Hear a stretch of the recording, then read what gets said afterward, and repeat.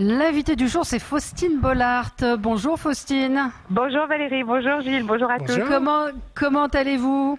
Très bien, en pleine forme, En pleine forme. en pleine forme, j'ai eu la chance de pas être du tout touchée par le virus. J'ai eu pas non plus de proches dans le premier cercle, donc je suis comme tout le monde. Je commence à trépigner, à avoir envie de retrouver un petit peu notre vie, tout en étant évidemment très raisonnable dans cette période un peu particulière. Et voilà, vous êtes certainement l'une des premières à être retournée en studio la semaine dernière. Vous avez recommencé à enregistrer, à tourner les émissions de Ça commence aujourd'hui. Alors il faut préciser que pendant le confinement, vous étiez également en contact avec vos téléspectateurs puisque vous étiez sur Instagram, c'est ça, Exactement. Avec une version Ça commence à la maison à domicile. Exactement, une petite pastille un peu sympa qu'on pouvait retrouver et sur Instagram et sur la plateforme de France Télévisions, France.tv, avec une formule un peu enrichie. Ça nous a permis de pas couper le contact. Mais ça, voilà, alors racontez-nous. D'aujourd'hui. Bah oui, comment? c'est fini. Ça, c'est fini à partir d'aujourd'hui. C'est fini. On va peut-être commencer. Enfin, en fait, on a réussi à installer aussi quelque chose de encore plus dans la proximité. On a pu avoir des contacts directs avec les gens chez eux. Donc moi, j'avoue que je suis tombée un peu sous le charme de cette petite formule. Donc on est en train de réfléchir de quelle manière on pourrait la perdurer. Peut-être pas tous les jours, mais garder un petit peu ce rendez-vous qu'on a réussi à installer. Oui, peut-être qu'il y a des choses qui vont changer justement. Alors vous allez nous raconter un petit peu comment sont passés vos tournages, mais peut-être que la télévision va innover, inventer un petit peu, à l'instar de Cyril Lignac, des nouveaux formats, des nouvelles formules. Comment ça s'est passé cet enregistrement la semaine dernière, ces tournages? Les choses se sont bien passées. C'était un peu particulier parce que je suis arrivée dans un studio qui avait été un petit peu figé dans le temps puisque on avait quitté en fait le studio le jour où le président avait annoncé notamment la fermeture des écoles. Donc on avait tous été. J'ai retrouvé mes fiches de l'émission d'avant, la dernière émission que j'ai tournée d'avant le confinement. Il n'y avait pas eu de ménage, il n'y avait rien eu du tout. C'était un peu étrange comme sensation. Ouais. Et puis surtout dans un plateau où d'habitude on est plus de 50, 60, là on s'est retrouvé à moins de 15 puisque forcément on doit répondre à des normes sanitaires et c'est tout à fait normal, extrêmement strictes, avec évidemment un sens de circulation sur le plateau, tout le monde masqué, des blouses, des visières pour certains. Donc il y a une ambiance extrêmement irréelle, un calme qui est assez étrange sur un plateau télé où en général il y a beaucoup d'émulation, il y a le public, il y a les chauffeurs de salle, ça grouille de petites mains partout. Là il y avait vraiment un calme qui était impressionnant. Tout était réduit au strict minimum. Donc je vous dis pas que c'était pas un peu anxiogène, mais finalement on a vite retrouvé nos marques dans une configuration qui est un peu différente puisque pour le coup pareil, nous on est une émission où tout est basé sur des témoignages d'invités. Les invités là ils étaient chez eux puisqu'on les a interviewés depuis chez eux via Skype. Alors on a fait en sorte d'avoir une très bonne connexion. On a tout habillé ça de manière à ne pas diminuer la qualité de l'émission. Néanmoins, c'est un exercice vraiment particulier. C'est pas la même chose d'accoucher les gens en face et de les accoucher alors qu'ils sont chez eux. Il y a un travail vraiment d'animation qui est extrêmement différent.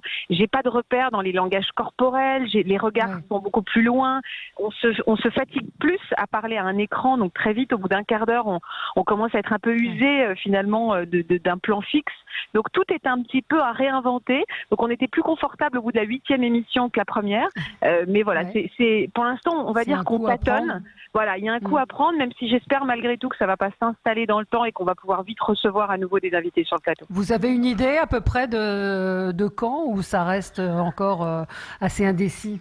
Alors là déjà pendant 15 jours à l'antenne je parle, donc nous on l'a déjà tourné 8 émissions, on va proposer donc des émissions avec des gens vraiment que chez eux. Je crois que la semaine prochaine on va tenter d'avoir 1 ou 2 invités par émission, mais le problème c'est qu'il faut remplir un de ces nombres de contraintes, c'est-à-dire l'idéal ce serait de trouver des personnes qui témoignent en Île-de-France, qui ne travaillent pas. Enfin, tout d'un coup il y a une espèce une liste de choses extrêmement compliquées pour trouver la bonne personne, parce qu'on n'a pas envie de prendre des témoignages qui sont moins appropriés juste parce que ce sont des gens qui habitent à côté du studio, quoi. Donc voilà, on va essayer la semaine prochaine. On s'est dit qu'on allait essayer de retrouver au moins un témoignage et après de fur et à mesure. Mais je crois que par exemple, j'ai appris que Télématin revient fin mai et les chroniqueurs seront encore en Skype. Donc je pense malgré tout qu'on est quand même encore parti pour ce système doit encore rester en place un bon bout de temps, je crois. Mais vous, ça vous apporte quoi d'être en studio? Parce que finalement, vous pourriez être depuis chez vous, puisque en studio, il n'y a que la caméra et 2-3 techniciens. Il n'y a pas de public, j'imagine. Non, il y a évidemment pas de public, il y a très peu de caméramans. Enfin, sur le plateau hier, on était un. Alors déjà, j'ai quand même la chance d'être avec un expert. Je suis pas toute seule. Je suis avec un expert ou 2 experts qui peuvent accompagner au mieux. Hier, on a fait une émission notamment sur des gens qui avaient traversé des deuils pendant ce Covid-19 et des deuils impossibles puisqu'ils n'avaient pas vu le corps des personnes, enfin des défunts, tout ça. Donc là, c'est utile pour moi d'être accompagnée des experts. Et puis je pense quand même qu'il y a quand même c'est plus agréable pour ceux qui vont nous regarder de retrouver des repères, notamment ce plateau qui est quand même il y a quelque chose quand même d'un peu rassurant. On va dire qu'il y a un pas entre le confinement qui était très strict et les retrouvailles peut-être d'une liberté de notre plateau habituel. Je trouve qu'il y a une espèce d'entre-deux en me voyant sur ce plateau. Et puis sur le plateau, on a aussi un beau décor, une belle lumière. Donc à l'image, tout simplement, c'est quand même très quali, quoi, du coup. Beaucoup plus quali que si j'étais chez moi avec mon spot toute seule, quoi. Et vous avez été maquillée ou pas alors, ou vous êtes maquillée vous-même? Un peu des deux, c'est-à-dire que j'ai la chance d'avoir j'ai eu une personne, d'habitude en effet, alors c'est pas possible, dit comme ça, c'est horrible parce que d'habitude j'ai tellement de façade, non mais c'est vrai que d'habitude on a maquillage, coiffure, stylisme, là j'avais une personne qui faisait les trois, donc on a un peu, mais en même temps, vous savez, il n'y avait pas de script. Donc il n'y avait pas d'assistant réalisateur, donc les réalisateurs se sont retrouvés aussi à aller bouger les éléments du décor. Enfin, chacun devait un peu se réinventer et en fait incarner chacun 2 ou 3 corps de métier, quoi. Est-ce que les thèmes vont justement être en rapport avec ce qu'on a vécu avec le Covid-19? Vous avez évoqué cette émission autour du deuil impossible. Est-ce que vous allez consacrer ou est-ce que vous avez, puisque vous les avez enregistrés, choisi de traiter de la façon dont les Français ont vécu cette période?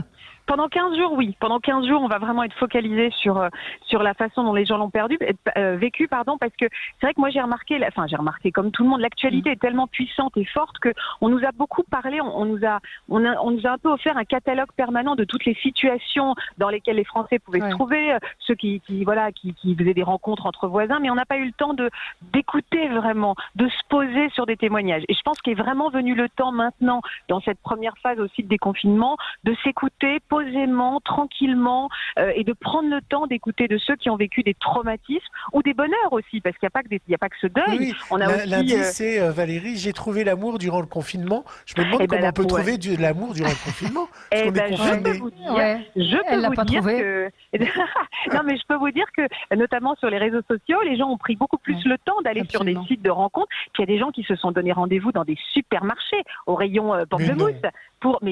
Et qui ont fait connaissance en faisant semblant de faire les courses comme des couples. Et en fait, qui ne s'étaient jamais vus de leur vie et qui se sont retrouvés à choisir ce qu'ils allaient soi-disant manger le soir et à se dire au revoir sur le parking autour d'un caddie en faisant semblant d'être ensemble depuis 10 ans.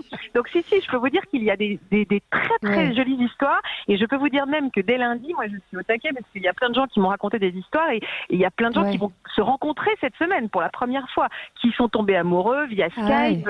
Je pense à une nos téléspectatrice qui a 75 ans, qui est tombée folle amoureuse d'un homme sur un site internet de rencontre et depuis tout le confinement, ils dorment ensemble, ils regardent la télé ensemble, ils commandent les jeux télé ensemble, mais par Skype interposé. Donc ils se rencontrent pour la première fois mardi, je peux vous dire mardi vous êtes au taquet là, vous allez les suivre, j'imagine, avec beaucoup d'intérêt. J'adorerais être une petite souris. Voilà. Chez vous, ça s'est passé comment le confinement? Votre mari, ça n'a pas changé grand-chose pour lui, l'écrivain Maxime Chatham? Il est enfermé dans son bureau. Oui, alors à part que je crois qu'on s'est gentiment dit qu'on se voyait peut-être un peu trop en ce moment, mais mais non, lui par contre, je crois qu'il est sorti une fois en 8 semaines, une fois où j'ai pas, moi c'est moi qui étais tellement contente d'aller faire les courses que je pouvais me battre pour le faire. Donc non, lui ça a vraiment rien changé pour lui à part que la présence permanente des enfants. Nous en plus on a été la première ville une des premières villes confinées parce qu'on habite dans l'Oise et donc moi mes enfants sont pas retournés à l'école depuis le 14 février. Donc j'imagine que vous allez consacrer une émission à ça, non? En tout cas sur je ne supporte plus mes enfants. non, parce qu'en même temps j'ai vécu des moments privilégiés, mais en effet moi je trouve que ça commence à faire. Vous les mettez à l'école aujourd'hui? Aujourd'hui, ils vont aller à l'école. Écoutez, j'attends Enfin, c'est demain. Alors, mon école réouvre en effet demain.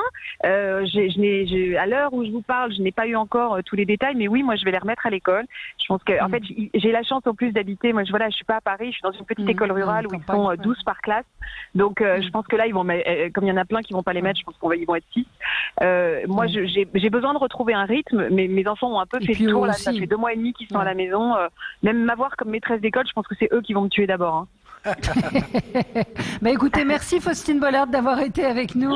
On vous retrouve donc tout à l'heure, 13h55, France 2. Ça commence aujourd'hui, donc dans une formule un petit peu particulière, Covid oblige, mais en tout cas heureuse de vous retrouver avec des témoignages, qui sont, vous nous l'avez dit, assez forts. Absolument. Merci à vous, Faustine. Prenez soin de vous. Au revoir, Valérie. Au revoir, Philippe. Prenez soin de vous. Au revoir. Merci. On se retrouve nous dans un instant.